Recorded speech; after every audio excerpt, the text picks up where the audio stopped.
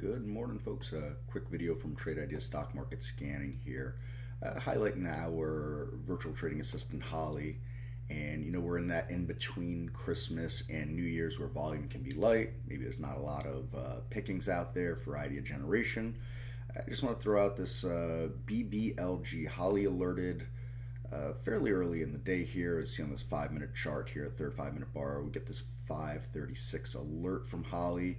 A little bit of time to get in it before it really rocketed up, and this is where I always like to bring in human trader with the machine giving us these quality signals. This ends up really taking off and then ends up really collapsing. Now, still well above the entry signal that Holly had made here. The two things I want to highlight is that you get several pars like this in any trade and you move up this kind of percentage, you got to really ask yourself about taking some of that profit off of there, let alone halt in a move like this.